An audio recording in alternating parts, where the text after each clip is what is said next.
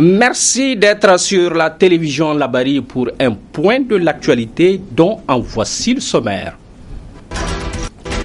Akewesi Amissa, vice-président du Ghana, était ce matin à Niamey. Il est venu participer à la première réunion sur le processus d'intégration de la monnaie unique dans la zone CEDEAO à l'horizon 2020.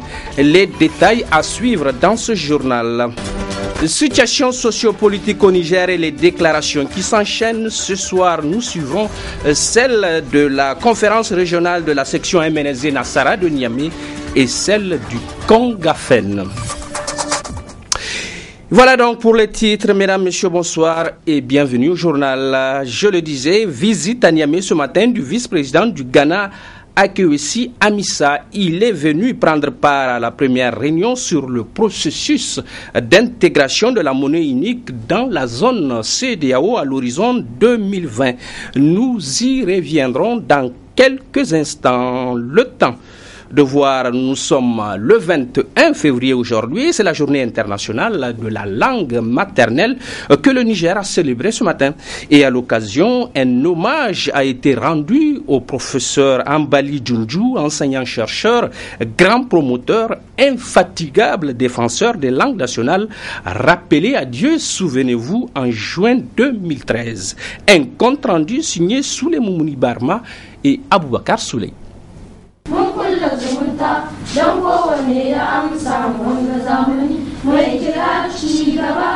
Célébrée cette année sous le thème Langue et Sciences, la Journée mondiale de la langue maternelle a été instituée en 2000 par l'UNESCO pour promouvoir les langues maternelles.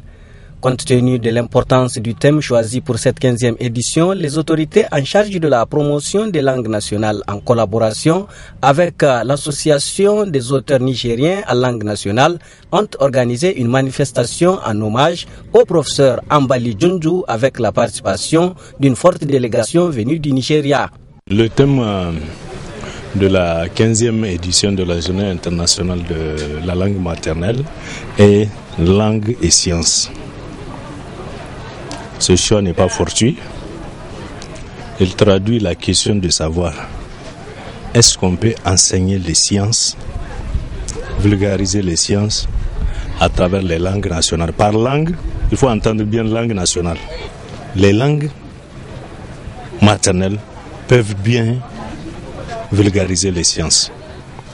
Et les sciences aussi, comment dirais-je, les sciences peuvent être vulgarisées aussi à travers les langues nationales. Ouais. Pour preuve, au Niger, l'enseignement en langue nationale a commencé dès 1972, partant du postulat que je vous ai dit là. C'est-à-dire toute acquisition est facilitée si elle est faite dans la langue maternelle. En 1972 par le Hausa. À l'heure actuelle, nous sommes à 5 langues, à savoir le Hausa, le Germain, le Tamashek, le Kanuri et le Fulfulde. Il y a 2 langues qui sont en voie de lettres, parce qu'on les a décrites. Il suffit seulement de concevoir les matériels didactiques, à savoir le Toubou et le Gourmandché. Vous savez, au Niger, on a 10 langues nationales. Les 3 autres langues qui restent là, elles aussi, elles le seront à l'avenir. Parce qu'il faut les décrire avant de concevoir le matériel didactique approprié pour leur enseignement. Plusieurs trophées ont été remis aux personnes qui se sont investies dans la promotion des langues maternelles, parmi lesquelles le président de la République Issoufou Mahamadou, l'ancien chef de l'État Tanja Mamadou, la ministre des enseignements primaires ou encore des écrivains nigérians, mais aussi notre collègue Lydia Ado de la RTL Niger.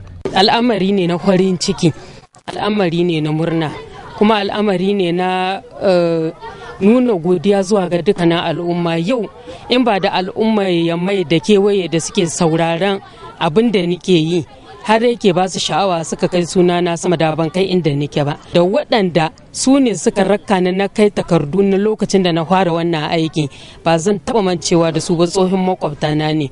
Gaba ɗaya godiyar ta je zuwa ga mai gida, wanda in ba tare da gudunmuwar shi ba da shi da yara da haƙurinsu, gaskiya nake ga muku da ba mu kai ga haka ba. C'est par des conférences et débats que se bouclent les 3 jours de festivités organisées à la mémoire du professeur Ambali Djundju, qui coïncide également avec la Journée mondiale de la langue maternelle. La RTL Niger a donc été honorée par l'entremise de notre collègue Lydia Ado, qui a reçu un trophée pour son apport inestimable dans la promotion des langues nationales. La visite à Niamey ce matin du vice-président du Ghana, Ekwesi Emissa, c'est le titre du jour et on y revient. Il est venu, dis-je tout à l'heure, prendre part à la première réunion sur le processus d'intégration de la monnaie unique dans la zone CEDEAO à l'horizon 2020. Assoumana Chinaï et Ibrahim Abdou nous en donnent les détails. À son arrivée à l'aéroport international d'Ori Hamani, le vice-président du Ghana a été accueilli par le premier ministre Brigitte Raffini. Il a ensuite été salué par les membres du gouvernement. Étaient également à l'accueil les membres de la communauté ghanéenne vivant à Niamey. Cette visite du vice-président ghanéen Kwesi Emessa dans notre pays rentre dans le cadre de la première réunion de la zone monétaire unique de la CEDEAO. L'intégration monétaire, un dossier confié au président du Niger et du Ghana par les chefs d'État et du gouvernement de la CEDEAO à l'issue de leur réunion tenue à Dakar en octobre dernier. Le président Issoufou Mamadou et le vice-président du Ghana ont présidé une séance de travail avec comme objectif faire le compte-rendu d'une autre réunion qui s'est tenue hier dans le même cadre. Rappelez-vous qu'en 1987, la CEDEAO a adopté le programme de coopération monétaire. 12 ans plus tard, le bilan a été fait et on a noté beaucoup d'insuffisances liées notamment à l'instabilité politique et macroéconomique que les pays de la zone ont connue. En 1999, les chefs d'État ont décidé de ce qu'on a appelé une double approche qui prévoit la mise en place d'une zone monétaire qui va intégrer les 7 pays de la CEDEAO hors UEMOA. Et une fois cette zone mise en place, cette zone devrait fusionner avec la zone CFA. Cette réunion a abouti à des conclusions réconfortantes sur le processus d'intégration d'une monnaie unique dans la zone CEDEAO d'ici 2020. Je vous remercie de votre question. En fait, je pense que cela se résume à nous demander s'il y a un engagement politique fort.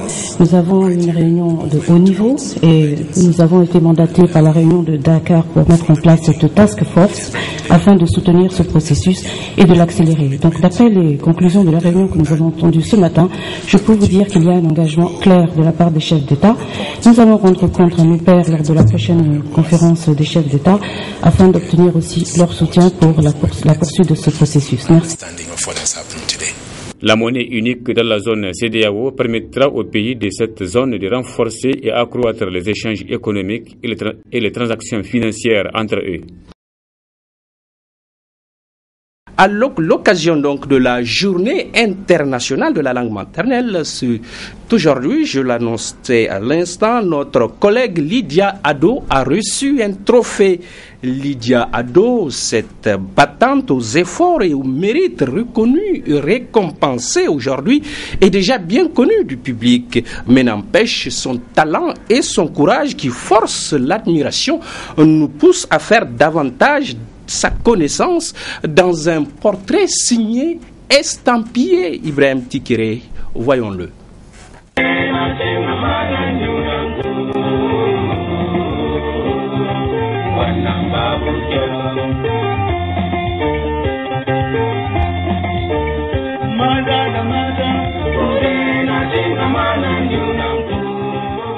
Née le 21 juin 1962 à Giratawa, Maradi, Madame Ado Lydia Ibrahim a fait ses études primaires et secondaires à Maradi et au Nigeria. Professeur d'anglais au collège Sahel puis au Bosso, Lydia Ado a par la suite embrassé une carrière dans la presse. Point de départ en 1995 à la radio Amfani où elle présentait le journal Hausa, puis animer des émissions de Dandelen Soya. De la radio Amfani en passant par la radio et télévision Dunia et la radio et télévision Lavalée RTL Niger, Lydia Ado Ibrahim a hypnotisé ses auditrices accrochées à leur poste radio. L'heure est grave, Lydia Ado débute ses émissions qui traitent des problèmes conjugaux que vit la société. Emission din dandali ya jima da muke yin shi kusan shekara 18 yanzu. To, abu ne wanda mun sani ga mutane ta dalilin gargadi na ma'aurata da abin da ya shahi karanta littattafai na dandali.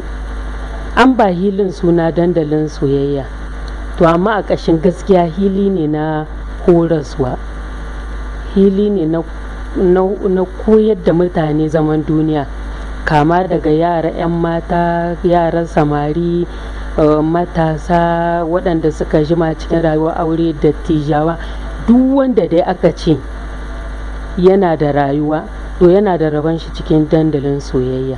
Gurinmu shine mu taimaki mutane su fahimci me muke yi, menene ma'ana abin. In ka yi aure yaya rayuwarka za ta kasance, ke budurwa yau kayan ki yi arme me zai faru in kin kai kanki lami lahiya. To muna yin abubuwa waɗanda sukan taimaka ya sa matasan su yi kokari su kama kansu su rike kansu.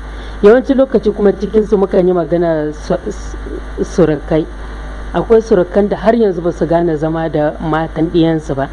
Akwai wasu wurare ka gani kishiya ta haukatar da diyanta kamar na suturungu da muka yi, mutane na ta tambaya, ko kuma ka ga sarakuwa ta haukata matar ɗanta ko abubuwa irin haka. To a ƙarshe me zai faru?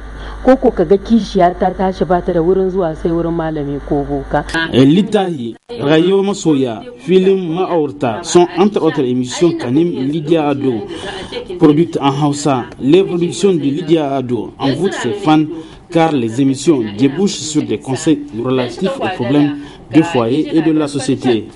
Les femmes, très attentives aux messages, arrêtent tout dans leur foyer. La voix de Lydia Ado capte les auditrices dont beaucoup sont fidèles depuis près de 20 ans. Lydia Ado, ina da shekara 16 ina sauraron Lydia. Kaga ko tsakanin zamantakewa da mutane, zamantakewa da tsakanin miji da mata, zamantakewa kuma da yanda zaka zama da yari da dai duka dai jama'a duka kana ɗauka daga ciki. Kaga ba mu ma da ke yara hakan ga dai sabon tashi tsohi ma suna sauraron ta dan akwai wani abu mai unhwani da yawa a ciki da ake saurara. Ni dai littafi duka ya burge ni amma babu kamar na ma'u da tattaɓa yi, na ma'u da tattaɓa yi har da tijar suka yi ta mai kuka nan wannan littafin wanda ta yi na ma'u. Dan tana amfani har ta zo labari. An san al'amarin duka ba abin da babu ciki, wani na gyaran arme ne, ko kana hasumi da mijin kan kashi wani abu sai ka gyara, ko ba gaskiya ba. Na zaman da makwabci, na zama da diya, dan da ka haifa ma ai sai ka san zaman da za ka yi da shi. Aikin Lydia duk wanda take yi tabarkalla bismillah yana burge mu, tunda magana ta iya karya harshe sosai wanda ake so.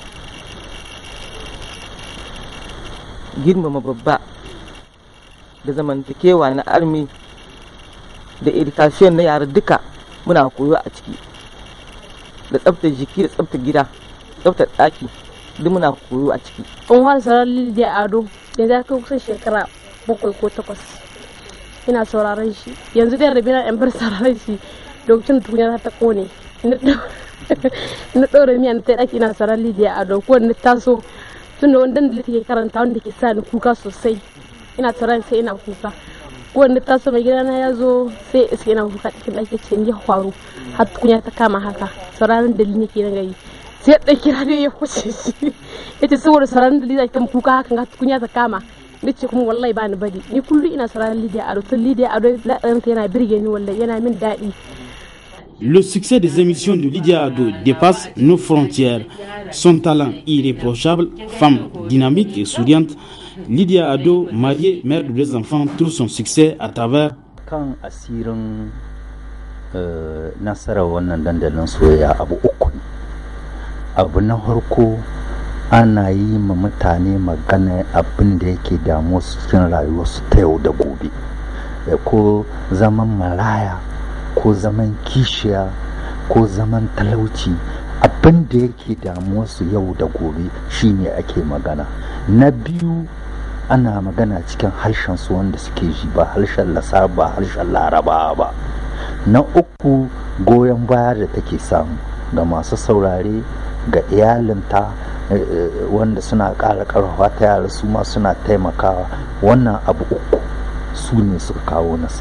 Journaliste à la RTL Niger, Adou Ibrahim a séjourné à la VOA et actuellement correspondante de RFI Service Hausa à Niamey. Kin ga yadda ko kika yi kyau na yi murmushi na tashi zamne babu bata lokacin na soya kwan na Les émissions de Donald Soya, Radio Masoyi, Litahi qui l'anime sur les antennes du groupe Radio et Télévision Labar et RTL Niger enchantent un grand public qui en tire beaucoup de ses chroniques.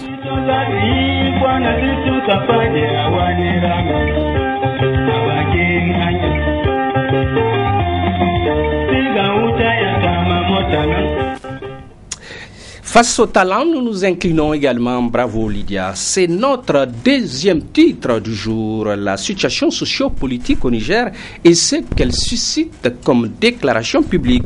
D'abord, cette déclaration ce soir même de la conférence régionale de la section MNSD Nassara de Niamey. Une situation socio-politique qu'elle qualifie de délétère. Suivons.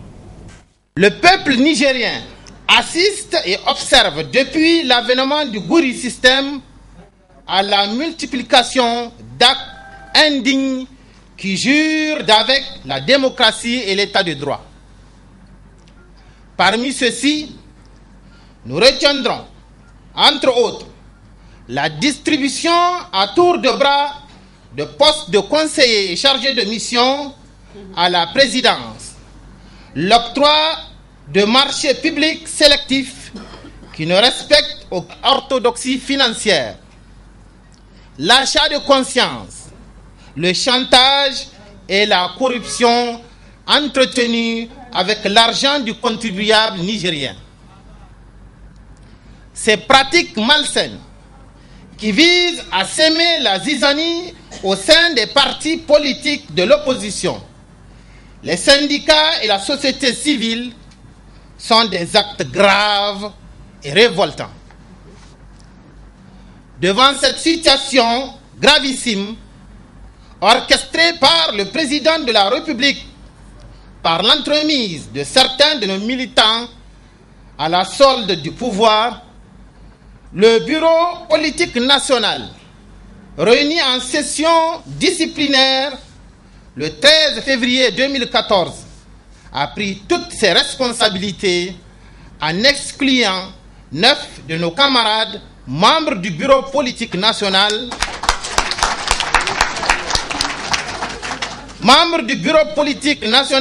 pour non-respect des textes du parti, de l'ordonnance portant statut de l'opposition et de la charte des partis politiques. En cette occasion, la conférence régionale de la section MNSD Nassara de Niamey salue la juste décision du Bureau politique national et l'exhorte à poursuivre le nettoyage dans le respect strict des textes du parti.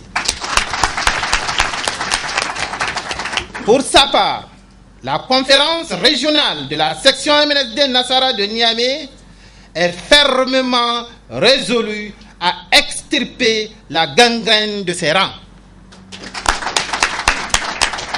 Toutefois, la conférence régionale lance un appel de ralliement à toutes les militantes et militants qui se sont fait berner par les marchands d'illusions à la solde du Gouri système. Par ailleurs, la conférence fustige et condamne avec la dernière énergie les propos indignes et irresponsables tenus par le ministre Massaoudou Hassoumi sur les ondes de la radio RFI le 5 février 2014. En effet, le Hassoumi Massaoudou s'est permis de traiter d'ethno-régionalistes et comploteurs El Hadji Seyni Oumarou, président du MNSD Nasara, parti qui incarne l'unité nationale. Mais de qui se moque-t-on? N'est-ce pas le régime du Gouri qui développe lui-même la psychose de coup d'État? Sinon, comment expliquer les maintes interpellations de civils et de militaires pour soi-disant tentatives de coup d'État et la fermeture de plusieurs voies principales de Niamey? Enfin, la conférence régionale apporte son soutien moral aux journalistes et aux acteurs de la société civile, particulièrement au syndicaliste Ismaël Salifou, arrêté et incarcéré à la prison civile de Niamey. La conférence régionale apporte également au président du Lumana FA, son Excellence Hamamadou, et à sa famille son soutien sans faille suite aux événements malheureux survenus à son domicile. En plus, la conférence régionale manifeste toute sa solidarité à la coordination Lumana FA de Niamey et lui témoigne la compassion de toutes les militantes et militants du MNSD Nasara de Niamey en cette épreuve douloureuse subie par le président du Modern FA Lumana. La conférence régionale de la section MNSD Nasara de Niamey, tenue le 21 février 2014, au nom des militantes et militants, réitère son soutien indéfectible au président du parti, son Excellence El Hadji Seyni Oumarou, et au bureau politique national, et se déclare mobilisé pour tout mot d'ordre du parti. Puis cette déclaration des femmes à travers la Congafen, elles n'ont pas manqué de courage, vous allez les entendre. À nous tous d'abord, elles demandent une prédisposition au dialogue social et un sursaut politique à la classe politique, et cela dans l'intérêt supérieur de la nation. Nafis Zakou et Ali Doubourema nous en disent davantage. Ces femmes nigériennes, toutes sensibilités confondues, se mobilisent pour un combat pour la consolidation de la démocratie, la stabilité et la paix au Niger.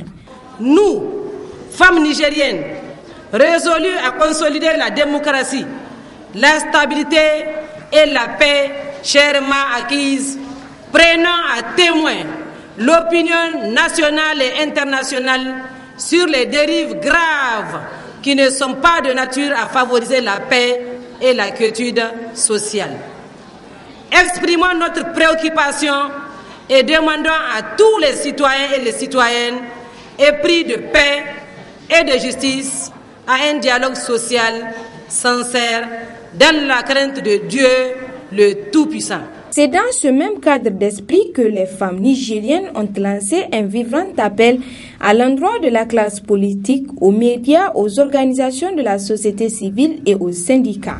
À la classe politique, nous femmes nigériennes, conscientes de la gravité de la situation, déplorons leur comportement désolant et les appelons à un sursaut patriotique et démocratique dans l'intérêt supérieur de la nation. Aux médias, nous demandons de privilégier le débat constructif, d'éviter tout propos et débat incendiaire, de faire preuve de professionnalisme et de respecter l'éthique et la déontologie telle que prônée par l'ordonnance numéro 2010-25 de juin 2010 portant régime de la liberté de la presse au Niger. Aux organisations de la société civile, de consolider la paix et la sécurité, de promouvoir la solidarité et la culture de la citoyenneté. Aux syndicats, de faire preuve de civisme et de respecter les textes régissant le régime syndical. Cette sortie de la gente féminine nigérienne est un appel à la retenue née de la situation sociopolitique qui prévaut actuellement dans notre pays. C'est entendu du côté des médias au registre des déclarations, toujours celle du collectif des syndicats du développement rural. Ils ne sont pas allés de main morte. Nous allons les entendre en exigeant du gouvernement l'adoption sans délai de leur régime des primes et des indemnités spécifiques. Écoutons-les. Considérant la discrimination dont sont victimes les agents du développement rural, en matière d'indemnités et primes allouées aux agents de l'État. Considérant la prépondérance des risques professionnels dans le secteur ayant occasionné plusieurs accidents mortels et handicapé à vie plusieurs de nos camarades. Considérant le non-respect par le gouvernement de l'engagement pris à travers le protocole d'accord additionnel du 19 mars 2012 signé entre notre collectif et les ministres en charge du développement rural. Rappelant que c'est à la demande expresse de son Excellence le Premier ministre que nous avons accepté de nous aligner au principe de l'harmonisation du régime indemnitaire, considérant le non-respect, toujours par le même gouvernement, du protocole d'accord additionnel ITN-gouvernement, signé le 2 novembre 2012, prévoyant l'opérationnalisation du répertoire des emplois des agents de l'État, constatant que ce travail préalable n'a pas été fait à la date d'aujourd'hui. Convaincu que le répertoire des emplois d'un ministère peut être élaboré en 48 heures au vu des activités qui y sont menées et la disponibilité des moyens modernes de communication. Notant que nos deux lettres de rappel adressées à son Excellence le Premier ministre, respectivement le 20 août 2013 et le 14 janvier 2014, sont restées sans suite. Dénonçons la discrimination sciemment entretenue à l'encontre des agents du développement rural. Fustigeons l'indifférence et la démagogie affichée par le gouvernement de la 7e République, pendant que notre secteur occupe une place de choix dans les discours et les déclarations d'intention des autorités.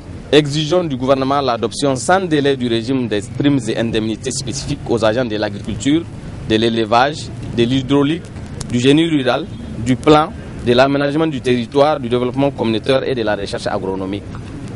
Faute de quoi, nous userons de tous les moyens légaux pour amener le gouvernement à mettre fin à cette discrimination qui n'a que trop duré.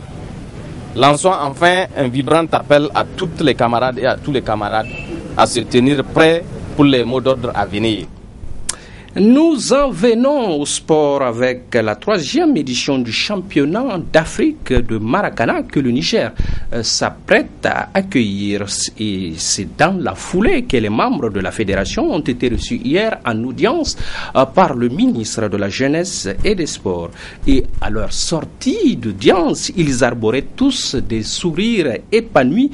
Et pour cause, la tutelle a donné son accord et la date du tournoi sera bientôt officialisé, nous rapporte tout heureux Ibrahim Tikiri. Monsieur le Président, je te remets ce ballon qui représente le flambeau pour l'organisation du prochain CAN que vous organisez au Niger. C'est en Côte d'Ivoire que le Niger a reçu le flambeau de l'organisation de la 3e édition du championnat d'Afrique des Nations de Maracana. Prévu cette année dans notre pays, la CAN de Maracana nécessite une bonne organisation. Et c'est pourquoi les responsables de la fédération nigérienne de Maracana ont demandé l'accord officiel du ministère des Sports. Je suis revenu très satisfait parce que au niveau de la Côte d'Ivoire, ils sont très avancés. Il y a pratiquement plus de 80 clubs qui se disputent un championnat senior et un championnat vétéran. Je crois la dernière fois on vous a expliqué ce que c'est qu'effectivement les équipes seniors et les équipes vétérans. Les équipes seniors, il faudrait le répéter, c'est des gens qui ont plus de 35 ans, qui ont quitté les stades de football, de compétition et qui veulent quand même se mouvoir par rapport à ce sport. Et les vétérans, ce sont ceux qui ont plus de 44 ans jusqu'à 70 et au-delà. Voilà ce que c'est effectivement les équipes de Maracana qui nous comptons effectivement organiser ici au niveau national pour attendre cette CAN de 2014. Le ministre des Sports a donné son accord tout en restant indécis sur la date de la CAN de Maracana dans notre pays. Je pense que l'accord de principe est donné. Vous pouvez informer la fédération ivoirienne qui est la fédération donc pilote de cet événement-là, que le Niger marque son accord pour l'organisation de cette compétition, enfin l'accueil de cette compétition en territoire nigérien. Je pense que nous allons nous baser sur les expériences passées dans les autres pays pour voir exactement quelles sont les charges qui reviendront donc au Niger et quelles sont les charges qui reviendront donc aux autres pays. Nous allons le voir avec la direction générale des sports et donc vous-même la fédération nigérienne de Maracana. Pour cette troisième édition de la CAN de Maracana, plusieurs innovations sont annoncées par les organisateurs. En attendant, la fédération nigérienne de Maracana multiplie les compétitions pour la mise en place de l'équipe nationale qui défendra les couleurs de notre pays.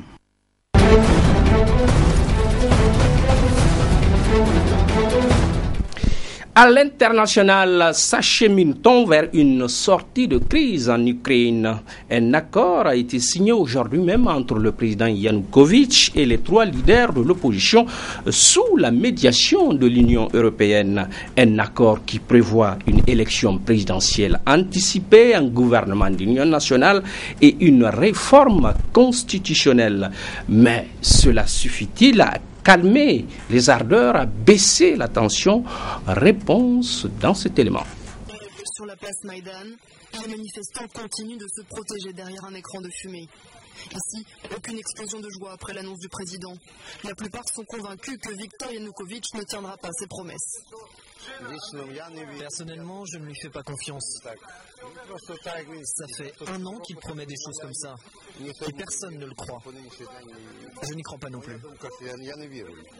Vendredi, Viktor Yanukovych a signé un accord qui prévoit une élection présidentielle anticipée et de revenir à la Constitution de 2004, ce qui permettrait de réduire les pouvoirs du président au profit du Parlement. Après les violences de ces derniers jours, qui ont fait plusieurs dizaines de morts, cette annonce semble bien légère pour les manifestants. On n'est pas satisfait. Ça aurait pu suffire la semaine dernière. Mais avec tous ces gens qui sont morts, ils devraient démissionner et aller en prison. Ou alors on organise une élection et après on le met en prison. C'est le seul moyen. D'autres réalisent que le temps peut aussi jouer contre eux et ils ne sont pas prêts à voir d'autres camarades mourir. Nous avons vraiment besoin de ces élections anticipées. Parce que le président a montré qu'il ne sait pas ce que c'est les compromis. Un bandit ne connaît pas le mot compromis. Il connaît le mot force. Attendre les élections de 2015, ce serait un suicide. Alors en attendant des preuves de l'engagement pris par le président, les manifestants jouent la prudence. La place Maïdan est pour l'instant sous leur contrôle. Ils en profitent pour reconstituer leur stock de cocktails Molotov et consolider leurs barricades. C'est ainsi que se referme ce journal. Je vous retrouve dimanche avec le même plaisir, si Dieu le veut. Au revoir.